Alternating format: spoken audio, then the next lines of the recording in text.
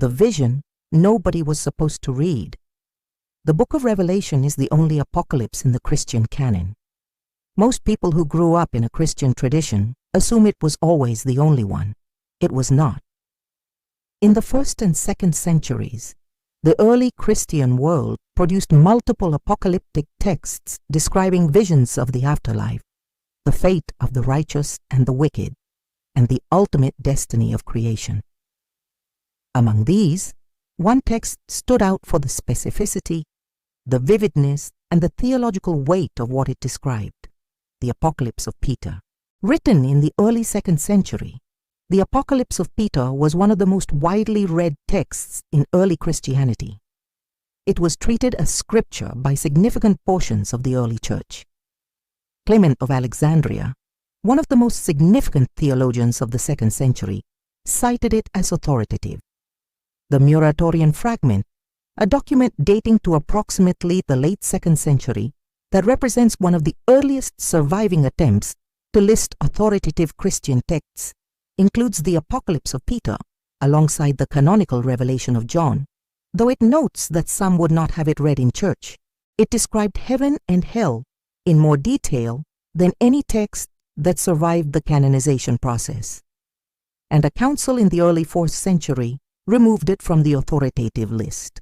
The Synod of Laodicea, held approximately between 363 and 364 AD, is the council most directly associated with restricting the reading of non-canonical texts in church settings. The process of its exclusion from the authoritative list was gradual, involving multiple councils and decisions across the 3rd and 4th centuries, culminating in the late 4th century standardization that left only the revelation of John in the canon. What was left out is one of the most vivid and consequential pieces of writing in the entire early Christian literature. If this kind of investigation is what you have been searching for, the archive runs considerably deeper. There's much more here for those willing to follow it. The text that was excluded described the afterlife with a precision that the canonical tradition never matched.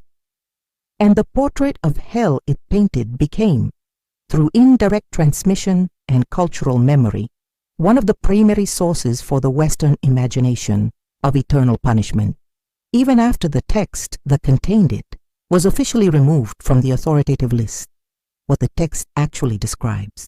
The Apocalypse of Peter survives in 2 primary versions.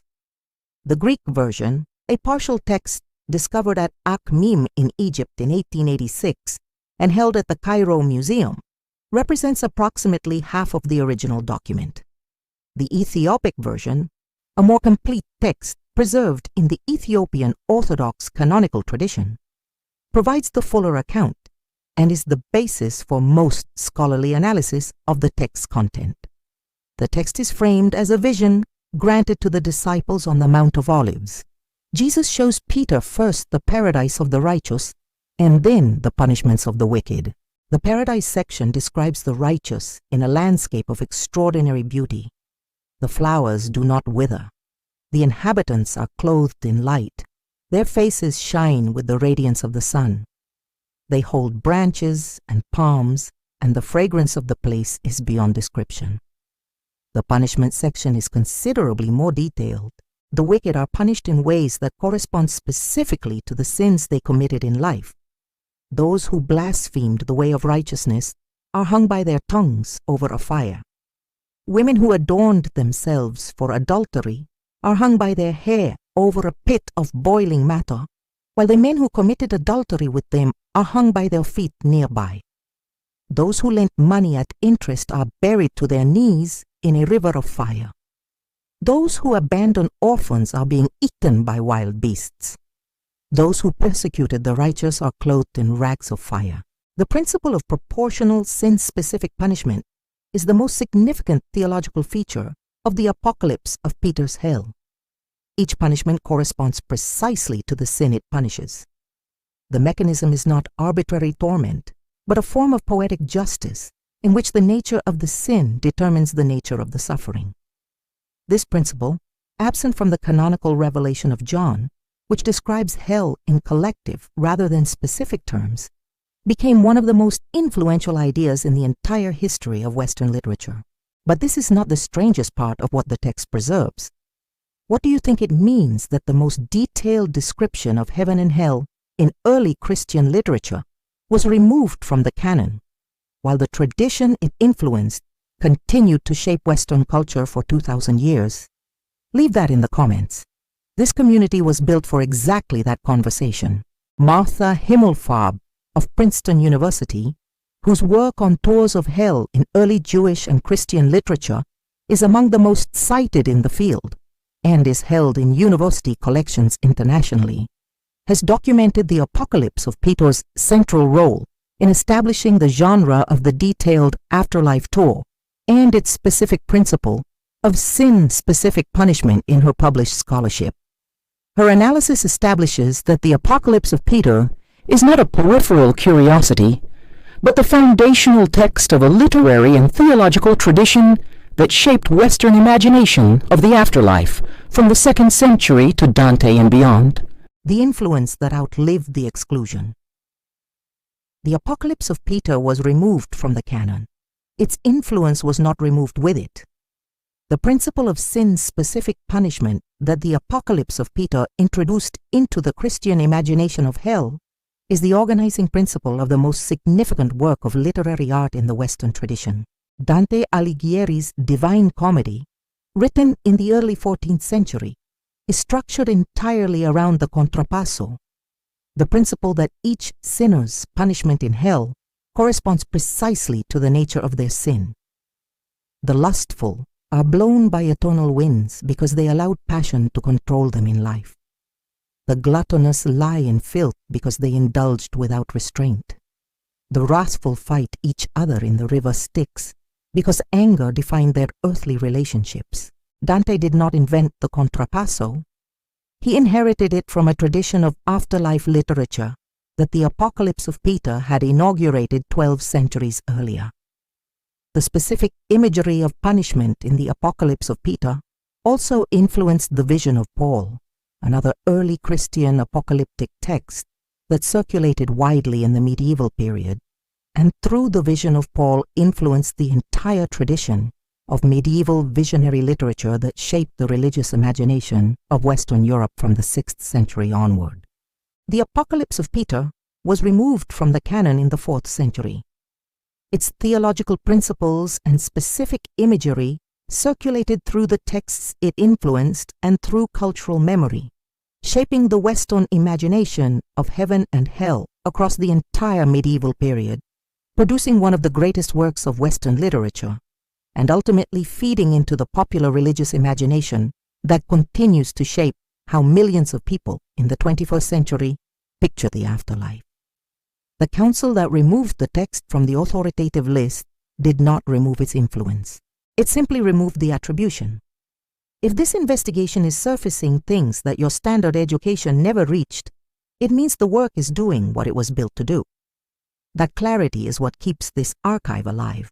The Ethiopic version of the text, preserved in the Ethiopian Orthodox canonical tradition, has never been excluded from the Ethiopian biblical canon.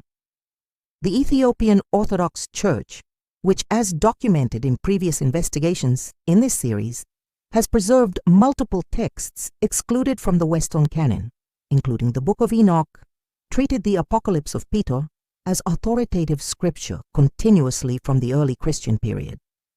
Why the Council made the choice it did. The exclusion of the Apocalypse of Peter from the canon was not a sudden decision made at a single council in 325 AD. The title of this investigation reflects the most commonly cited narrative of the exclusion, and the process of canonical standardization was significantly advanced in the period surrounding and following the Council of Nicaea. But the precise mechanics of the Apocalypse of Peter's exclusion are more gradual than a single council vote. What the councils of the 4th century accomplished was the standardization of a process that had been developing for 2 centuries. The criteria that governed canonical inclusion, apostolic authorship or connection, widespread use across the major church centers, and theological compatibility with the emerging doctrinal consensus were applied to the Apocalypse of Peter and produced a mixed result. The text wasn't universally excluded. The Muratorian Fragment had included it. Clement of Alexandria had cited it. The Ethiopian Church preserved it. But the major Western church centers, Rome, Carthage, and Alexandria, in its post-Origenist form, moved toward excluding it in favor of the revelation of John as the sole canonical apocalypse. The theological reasons for preferring Revelation to the Apocalypse of Peter are not difficult to identify. The Apocalypse of Peter contains a passage that has generated sustained scholarly debate about its implications for the doctrine of hell. In the Ethiopic version, Peter asks Jesus whether it is possible for the sinners being punished to pray to God for mercy, and whether their prayers might be answered. The passage suggests a possible eschatological mercy that sits in tension with the doctrine of eternal punishment that Augustine would systematize in the following century, a text that raised the possibility of ultimate mercy for even the wicked was theologically inconvenient for a tradition building toward the Augustinian formulation of eternal conscious punishment. Richard Bauckham of the University of St. Andrews, whose published scholarly work on the Apocalypse of Peter is held in university collections internationally, has documented the textual history of the Apocalypse of Peter and its relationship to the canonical process in detail. His analysis establishes the specific theological tensions between the Apocalypse of Peter and the emerging Orthodox position that contributed to its exclusion. What the excluded text tells you about the canon. The Apocalypse of Peter is one of the clearest examples of a text that was widely read, treated as authoritative, and then excluded from the canon, not because it contradicted the tradition, but because it raised questions the tradition preferred not to answer. Its description of heaven was more beautiful than anything in the canonical revelation. Its description of hell was more specific and more vivid. Its principle of sin-specific punishment was more theologically coherent as a statement of divine justice than the collective imagery of Revelation's lake of fire. And it contained a question about ultimate mercy that the tradition was not ready to incorporate.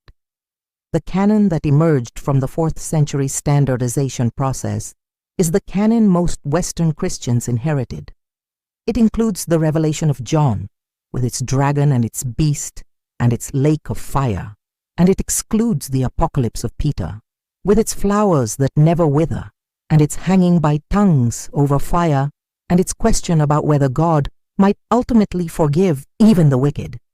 The excluded text's influence survived its exclusion by more than 1,000 years. Dante read the tradition it had shaped and produced the most detailed literary account of heaven, purgatory, and hell in Western literature. The tourist in Florence who stands before Botticelli's illustration of the Inferno is looking at the downstream consequence of a document that a council in the 4th century decided the faithful did not need to read. The document is available. The Ethiopic version is held in academic collections. The Greek fragment is in Cairo. The scholarship analyzing both has been published for over a century. What was excluded from the canon has never been fully excluded from the tradition.